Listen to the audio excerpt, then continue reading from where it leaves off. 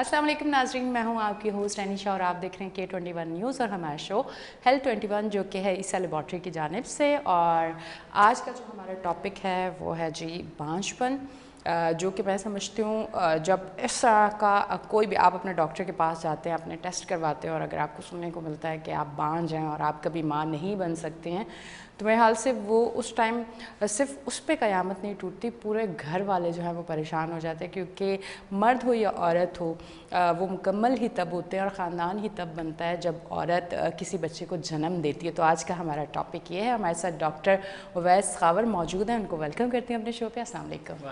कैसे डॉक्टर साहब? अल्लाह का शुक्र, आप सुना? मैं बिल्कुल ठीक। डॉक्टर साहब, ये एक जो नाम है बांझपन, ये सुन के ही बहुत वो होता है। आप चाहे अगर मैं उसको उस तरफ लेके जाऊं कि अगर कोई बंजर ज़मीन है तो वहाँ भी कहते हैं कि कोई कभी फसल नहीं उगती, और इस तरह से जो केसेस आपके पास आते हैं कि जहाँ फिर आपको ये कहना पड़ता है, तो उस टाइम जो सामने आपके पेशेंट होते हैं उनका क्या रिएक्शन होता है? अस्सलाम वालेकुम। देखें, सबसे पहले तो ये जो लफ्ज़ है बांझपन, इनफर्टिलिटी जी, ये इसको ऑब्सोलीट कर दिया गया, ठीक है ना। अच्छा। अब वर्ड यूज़ होता है सब फर्टिलिटी, यानी अच्छा। कोई ना कोई इशू है जिसको हम रिजॉल्व कर सकते हैं। ऑलमोस्ट 80 to 90% केसेस में ऐसे केसेस हैं जो कि हम उसके इश्यूज़ को रिजॉल्व कर सकते हैं। ये लफ्ज़ इनफर्टिलिटी को एक तरह से ये एक टैबू है, इसको ख़त्म कर दिया गया है। अब उसकी जगह हम यूज़ करते हैं वर्ड सब फर्टिलिटी का, ठीक है। ताकि ये थोड़ा सा ये कह लें कि थोड़ा सा लेस पेनफुल है। ठीक है, इनफर्टिलिटी का वर्ड जो है वो काफ़ी पेनफुल वर्ड होता है कपल के लिए। तो देखें, इनफर्टिलिटी के बहुत सारे कॉजेज़ हैं। एक सबसे पहले तो हम इसकी एक कह लें कि इसका मतलब क्या होता है। इनफर्टिलिटी का मतलब ये होता है कि वो पेशेंट जो कि या वो कपल्स जो जिनकी शादी को 1 साल का अरसा गुजर गया हो और वो कंसीव नहीं कर सक रहे, यानी कि औलाद से महरूम हैं और साथ रह रहे हैं जी, तो उनको हम कहते हैं कि इनमें कोई ना कोई इशू है। या अगर फीमेल की एज 35 ईयर से ज़्यादा हो गई है और 6 मंथ हो चुके हैं शादी को और कंसीव नहीं हो पा रहा है, तो ऐसे कपल्स को डॉक्टर्स के पास रुजू करना चाहिए, प्रॉपर डॉक्टर्स के पास रुजू करना चाहिए जो इस फील्ड के स्पेशलिस्ट हों।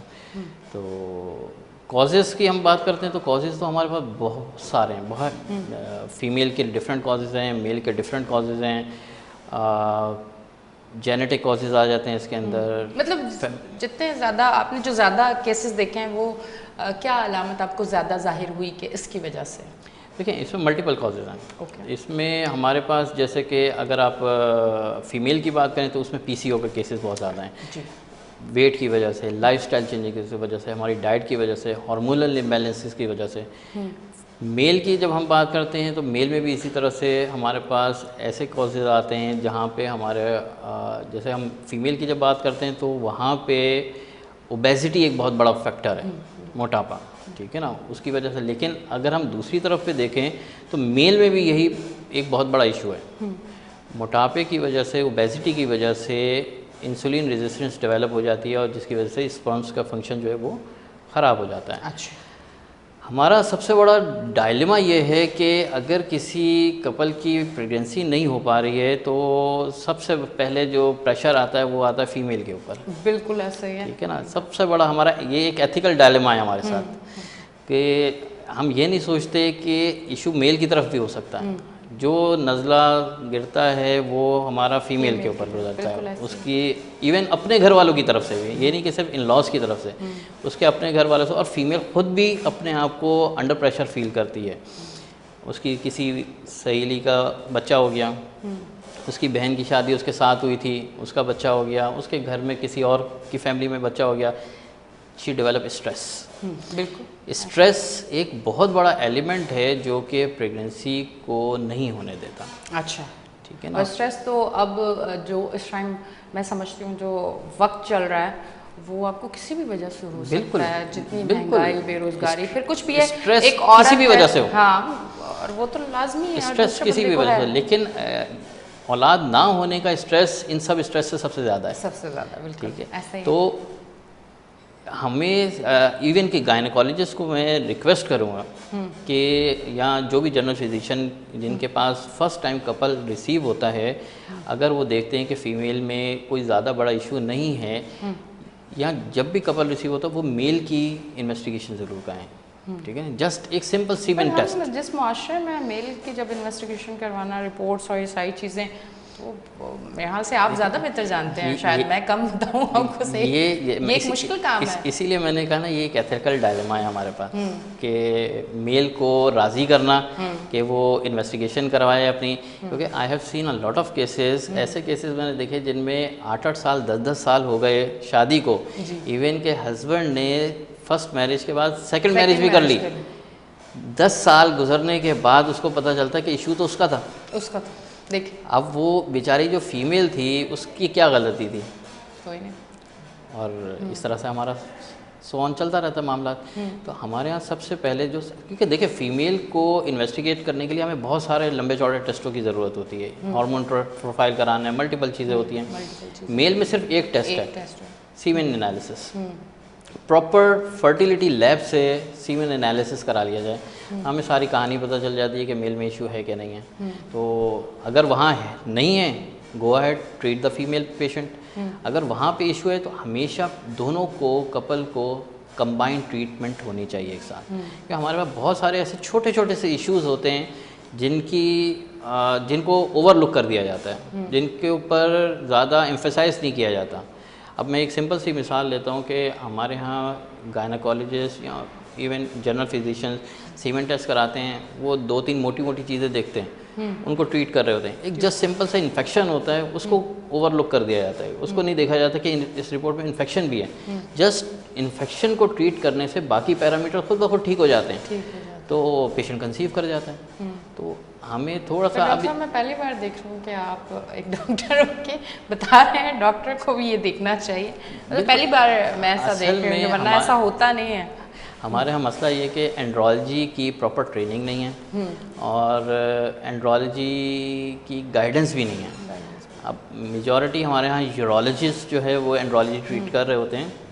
Andrology is a part of urology, but urologist के पास बहुत सारे काम होते हैं, तो शायद इस वजह से वो इस पे ज़्यादा एम्फेसाइज नहीं करते इन चीज़ों के ऊपर। बट ये एक हमारा बड़ा इशू है कि प्रॉपर मैनेजमेंट चाहिए इनफर्टिलिटी के पेशेंट्स को। It's not just only the report to be treated, but उसके साथ हमें हर केस जो है वो इंडिविजुअलाइज करना पड़ता है।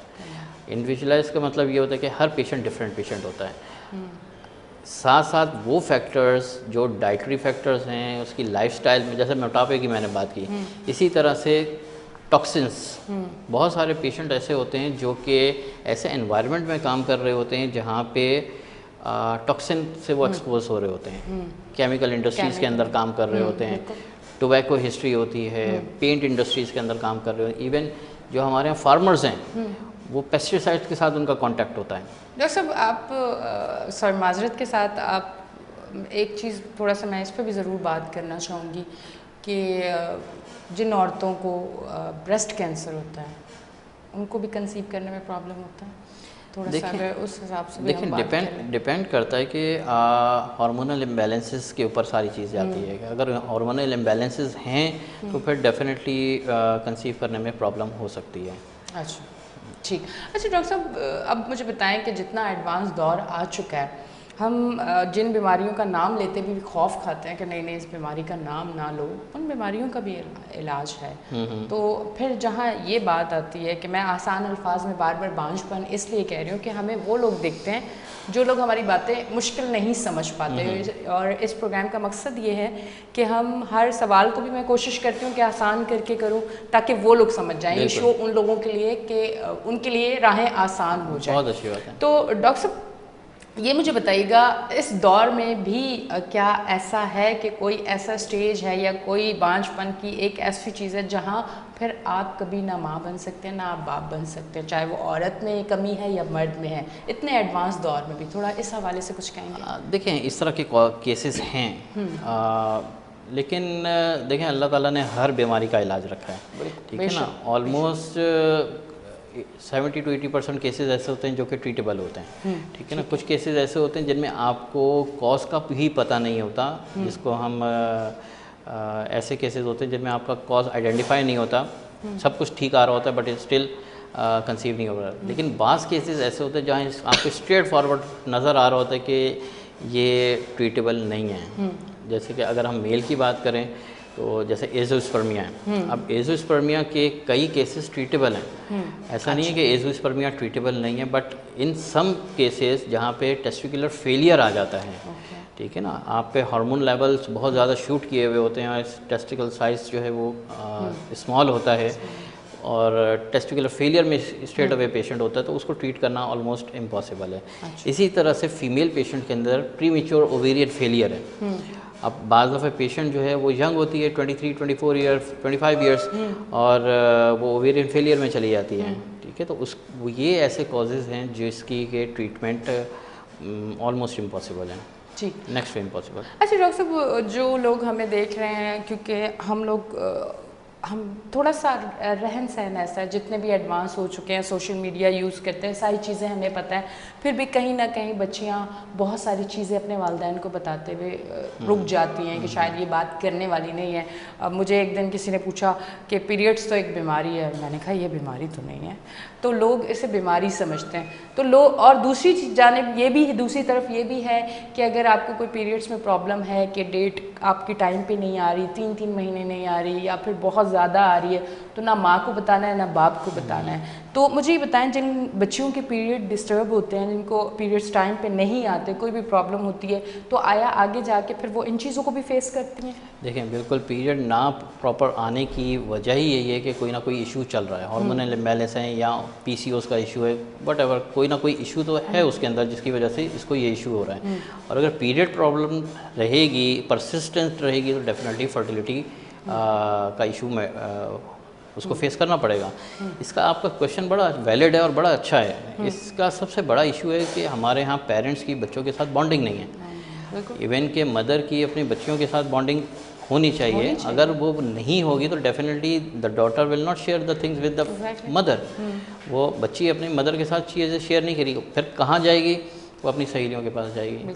और सेम एज इट इज़, जैसे कि मेल के अंदर है कि बच्चा जो है वो अपने फादर के साथ शेयर नहीं करता, तो वो अपने दोस्तों के साथ जाके शेयर करेगा। अब उनका जो एक्सपीरियंस होगा वो उसके साथ शेयर करेंगे, अब वो अच्छा हो या बुरा हो। अब वो बच्चा उस चीज़ को माइंड में लेके आगे अपनी लाइफ को साथ लेके चलेगा, और स्टिल कहीं ना कहीं वो ड्रॉबैक में जाएगा। अब ये डॉक्टर साहब एक चीज़, ये मैं क्लास 9 में थी और मेरे साथ एक मेरी फ्रेंड होती थी, उसका यही प्रॉब्लम था कि उसको क्लास 9 तक पीरियड्स नहीं हुए, और उससे अपने फैमिली में, अपने घर में, ना माँ इस चीज़ पे परेशानी ले रही है ना कुछ। उसने मुझे बताया और मैंने अपनी मदर को जाके बताया कि भाई ये इस तरह से है, तो मेरी मदर ने उसकी मदर से जब बात की तो वो फिर डॉक्टर के पास अपनी बेटी को लेके गई है। यानी कि वो बच्ची अपनी माँ से कोई बात नहीं कर पा रही थी। यहीं पे उसने मुझसे बात की और मैंने अपनी माँ से की, और मेरी माँ ने उसकी माँ से बात की कि ये प्रॉब्लम है, तुम्हारी बेटी की एज अब ये होगी, इस एज में तो आप एक बार डॉक्टर को ज़रूर दिखा दो, पता चल जाए कोई प्रॉब्लम नहीं है, पर दिखाना लाजमी है। ये मैटर्स यू कैन से कि रिप्रोडक्टिव के हवाले से जो मैटर्स होते हैं, ये जितना प्यूबर्टी लेवल के ऊपर ट्रीट हो जाएं उतना बेहतर होता है। अब मेल के भी इसी तरह से बहुत सारे कॉजेज हैं, फीमेल के भी, जो कि प्यूबर्टी लेवल पे अगर स्टार्ट होते हैं वो वहीं पे ट्रीट हो जाएं तो उनकी सक्सेस रेशियो बहुत अच्छा होता है। अब अगर इन चीज़ों को परसिस्ट करके आगे लेके चलें और वो बच्चा 25-30 साल के अंदर जाके ये सारी चीज़ें डिस्क्लोज़ करता है, और इवन वही डॉक्टर के पास आके वो भी आफ्टर मैरिज, तो उनको ट्रीट करना फिर इट्स वेरी डिफिकल्ट। अच्छा डॉक्टर साहब, क्योंकि हमारा जो टॉपिक है उस टॉपिक से मिलते जुलते ही कुछ बातें इसलिए मैं कर रही हूँ कि हमारा प्रोग्राम जो लोग देख रहे हैं शायद उन्हें आज मैं ये समझाना चाह रही हूँ कि ज़रूरी नहीं है कि हम सिर्फ इस चीज़ पर रहें कि बांझपन है। हमें ये देखना चाहिए कि आया जिन जिन रस्तों से हम गुजर रहे हैं शायद हम खुद उस तरफ जा रहे हैं। अब डॉक्टर साहब, बहुत कम उम्र बच्चे सोशल मीडिया यूज़ करते हैं, स्मार्टफोन है, बहुत सारी चीज़ें दिन रात देखते हैं और गलत एक्टिविटीज़ में, मेरे हाल से आप समझ रहे हैं, और देखने वालों को भी मैं कोशिश कर रही हूँ कि ऐसे समझाऊँ कि फैमिली के साथ बैठे हुए तो बुरा ना लगे और चीज़ भी समझी जाए। कम उम्र में ये सारी चीज़ें जहाँ माँ बाप नहीं देखते कि हमारे बच्चे क्या कर रहे हैं, उसके पास एक मोबाइल है, वो गलत एक्टिविटी में जा रहा है और वो अपने साथ क्या कर रहा है, तो आया वो कितना नुकसानदेह है, चाहे वो बच्चा है या बच्ची है। बिल्कुल, देखें, मोबाइल गैजेट्स का एक्सेस आजकल सबके पास है, इंटरनेट एक्सेस सबके पास है, और जहाँ पे इंटरनेट की अच्छी खूबी खूबियाँ हैं, वहीं पे उसकी बुराइयाँ भी हैं। तो ये पेरेंट की रिस्पॉन्सिबिलिटी है कि वो बच्चे के ऊपर नज़र रखे, उसको लिमिटेड एक्सेस होना चाहिए और पेरेंटल गाइडेंस होनी चाहिए ताकि वो इस तरह की एक्टिविटीज़ में इन्वॉल्व ना हो। डेफिनेटली ये चीज़ें एंड अप होती हैं हार्मोनल इम्बैलेंसेस में, और अगेन जब हार्मोनल इम्बैलेंसेस होते हैं तो ना सिर्फ इनफर्टिलिटी बल्कि और भी बहुत सारी चीज़ें जो है बेसिकली उसका सर्केडियन रिदम जो बॉडी का होता है वो डिस्टर्ब होता है, और उसकी वजह से मेंटल डिप्रेशन, एंग्जाइटी, ये सब चीज़ें आगे जाके फेस करनी पड़ती हैं पेशेंट को। ठीक, एक मर्द और एक औरत के लिए क्या एज होनी चाहिए जिसमें उनको शादी कर लेनी चाहिए? ये अच्छी है, इस एज में हो जानी चाहिए, इस एज में आप जल्दी माँ भी बन सकते हैं, आप बाप भी बन सकते हैं, और इस एज के बाद क्योंकि अब लोगों को अपने ख्वाब भी पूरे करने हैं कि मुझे डॉक्टर बनना है तो मैं तो अभी नहीं शादी कर सकता, और मुझे तो लाइफ में अभी ये करना है तो मैं शादी नहीं कर सकती। अब 40 साल की उम्र में लड़की कहे कि मैंने शादी करनी है और लड़का कहे कि मैंने तो 45 साल की उम्र में शादी करनी है, पहले मैं सब कुछ कर लूँ उसके बाद, और उसके बाद फिर औलाद ही ना हो। तो ये ज़रा थोड़ा सा ये भी चीज़ें बिल्कुल देखें, फ़ीमेल के लिए जैसे हमने इनफर्टिलिटी की डेफिनेशन में ही बात की कि अगर 35 ईयर्स हो गई है फीमेल की एज, तो उसके ऊपर फिर चीज़ें जो एक ग्राफिकली नीचे जा रही होती हैं स्टेडीली, वो बड़ी तेज़ी से नीचे जाती हैं। ठीक है ना, तो 35 ईयर्स के बाद ओवेरियन रिज़र्व जो है वो कम हो जाता है। ओवेरियन रिज़र्व का मतलब ये होता है कि अल्लाह मियां ने जो अंडों की तादाद फीमेल के अंदर रखी हुई है वो 35 ईयर्स के बाद बड़ी तेज़ी से नीचे चली जाती है। तो 30 ईयर्स से पहले फ़ीमेल की age is a good age, और मेल की age is not that matters. Oh my god, doctor साहब मर्द की एज कुछ अच्छा। वैसे ये तो बड़े हमने बातें भी, बड़े मुहावरे भी सुने में, आज जो आपने बात की तो फिर मतलब मुहावरा बिल्कुल सही है। देखें, स्पर्म की जो प्रोडक्शन है वो थ्रू आउट लाइफ रहती है। ओके, ठीक है, जैसे मैंने बताया ना कि फीमेल के जो एग रिजर्व हैं, जो उसके प्यूबर्टी के ऊपर अल्लाह ताला ने दिए हुए हैं, वो उसकी सारी लाइफ रहने हैं, और 35 ईयर्स के बाद मोस्टली वो एग रिजर्व ऑलमोस्ट ख़त्म होने की तरफ चला जाता है, जबकि स्पर्म प्रोडक्शन मेल के अंदर वो थ्रू आउट लाइफ रहती है। Definitely there are many factors जिसकी वजह से स्पर्म कम ज़रूर हो जाती है, लेकिन वो ख़त्म नहीं होती है, वो होती रहती है अनटिल अनलेस कोई ऐसा फैक्टर आ जाए जिसकी वजह से वो बिल्कुल ख़त्म हो जाए। ठीक है, मतलब फिर आपने अगर लाइफ में एक अच्छी फैमिली बनानी है तो फिर लड़की की शादी 30 से पहले कर ले, और मर्द जो है जितनी कम एज होगी उतनी, जितनी कम एज होगी मर्द तो फिर कभी भी शादी कर सकता है।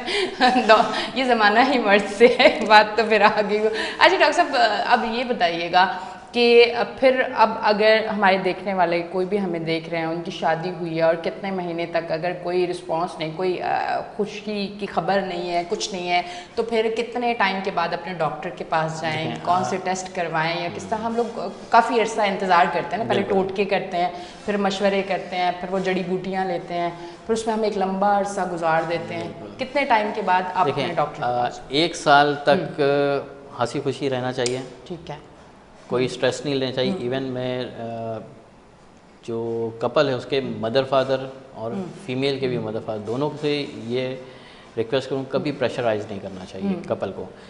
1 साल तक अगर प्रेगनेंसी नहीं होती है तो फिर दे शुड सीक हेल्प। और उसके बाद उनको मेडिकल एडवाइस लेनी चाहिए।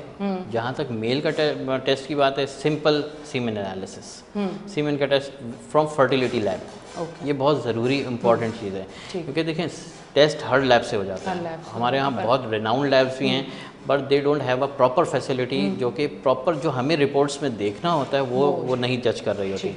जो फर्टिलिटी लैब है वो सारे उन पैरामीटर्स को देख रही होती है जो हमें रिक्वायर्ड होते हैं। इसी तरह से फ़ीमेल की अगर हम बात करते हैं तो फीमेल में हार्मोन एनालिसिस है, बेसिक रिप्रोडक्टिव फर्टिलिटी हार्मोन्स हैं, और उसके साथ डे 12 का एक स्कैन होना चाहिए। उस पर हमें एक डे 2 का स्कैन और डे 12 का स्कैन होना चाहिए। उस पर हमें एग की सिचुएशन पता चल जाती है कि आया ये बेसिक्स हैं। टेस्ट तो हमारे पास बहुत सारे हैं, लेकिन ये बेसिक्स हैं। ठीक है, अगर यहाँ पे कोई इश्यूज आते हैं तो फिर हम फर्दर आगे इन्वेस्टिगेशन की तरफ जाते हैं। ठीक है डॉक्टर साहब, बहुत बहुत शुक्रिया। प्रोग्राम का टाइम खत्म हो चुका है और पता भी नहीं चला इतनी सारी बातों में। बहुत बहुत शुक्रिया तशरीफ लेके। Thank you so much. नाजरीन, आप देख रहे थे हमारा शो हेल्थ 21 जो कि है ईसा लेबॉर्ट्री की जानिब से। आज का हमारा टॉपिक, और उस टॉपिक के हवाले से कोशिश की कि सवाल वो किए जाएं जो आप चाहते हैं, और बहुत आसान अल्फाज में करने की कोशिश इसलिए की कि आपको समझ आ जाए। क्योंकि बाज़ दफ़ा जब मैं कुछ लोग मुझे मिल जाते हैं और वो ये कहते हैं कि आप इस तरह से सवाल करते हैं, हमें तो पूरी बात ही नहीं समझ आती, तो फिर हम प्रोग्राम तो हमें समझ नहीं आता। तो इसलिए उसके बाद मेरी कोशिश होती है कि अब जो भी टॉपिक हो, उस टॉपिक को बहुत ही आसान अल्फाज में आपके सामने पेश किया जाए, ताकि इस प्रोग्राम से ज़्यादा फ़ायदा आप उठा सकें। अपनी होस्ट एनी शाह को दें इजाज़त, फिर मिलेंगे। अल्लाह हाफ़िज़।